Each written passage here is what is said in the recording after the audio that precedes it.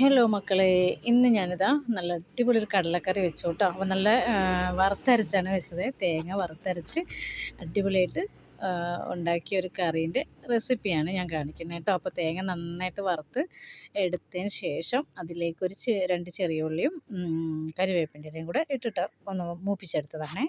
പിന്നെ അതൊന്ന് അരച്ചെടുക്കുകയാണ്. നല്ലപോലെ ഒന്ന് അരച്ചെടുത്തതിന് ശേഷം നമുക്ക് അത് സവാള ഒന്ന് വഴറ്റിയെടുക്കണേ. കുറച്ച് ഉപ്പും ചേർത്തിട്ട് സവാള നല്ലപോലെ വഴറ്റിയെടുത്താൽ പിന്നെ ഒരു തക്കാളി ഇട്ട് കൊടുക്കാം. പിന്നെ ഞാൻ തേങ്ങ വറുക്കുമ്പോൾ ഒരു കഷ്ണം ഇഞ്ചി ചേർത്തിരുന്നു കേട്ടോ. അത് വീഡിയോ മിസ്സായതാണ്. പിന്നെ പൊടികളെല്ലാം ചേർക്കുക. കുറച്ച് മല്ലിപ്പൊടി ഞാൻ ചേർത്തിട്ടുണ്ട് കേട്ടോ. പിന്നെ മുളക് പൊടിയും മഞ്ഞൾപ്പൊടിയും എല്ലാം പാകത്തിന് ഉപ്പും ചേർത്തു. കടല ഉപ്പ് ചേർത്താണ് വേവിച്ചത്. അപ്പോൾ അതുകൊണ്ട് തന്നെ ഇതിലേക്ക് അതിനാവശ്യമുള്ള ഉപ്പേ ചേർത്തിട്ടുള്ളൂ കേട്ടോ. പിന്നെ കടലയും ചേർത്ത് നല്ലപോലെ ഇളക്കിയെടുത്തു. ലാസ്റ്റ് കുറച്ച് കറിവേപ്പിൻ്റെ ഇലയും കൂടെ ചേർത്ത് കൊടുത്തിട്ടുണ്ട് കേട്ടോ. അപ്പോൾ നല്ല അടിപൊളി കറിയായിരുന്നു. പിന്നെ ചോറിനും അതുപോലെ നമുക്ക് രാവിലത്തെ കടിയിലേക്കും ഒക്കെ പറ്റും കേട്ടോ. അപ്പോൾ ഇത്രയേ ഉള്ളൂ. Thank you. ഇഷ്ടപ്പെട്ടെങ്കിൽ ലൈക്ക് ചെയ്യാം കേട്ടോ.